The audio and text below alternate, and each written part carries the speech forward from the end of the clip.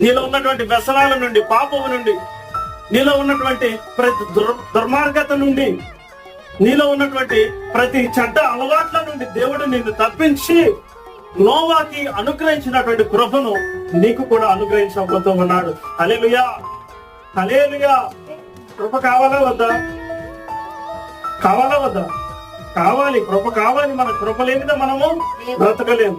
నీ కృప తప్ప వేరొకటి లేదయా, నీ మనసులో నేనుంటే చాలయా, నీ కృప తప్ప వేరొకటి లేదయా, నీ మనసులో నేనుంటే చాలయా. కాబట్టి ప్రియులారా, ఎప్పుడైతే మనము దేవుని కృప కావాలని ఆశపడతామో నోవాహు వలె నీతిని, చెప్పండమ్మా, నోవాహు వలె నీతిని కలిగి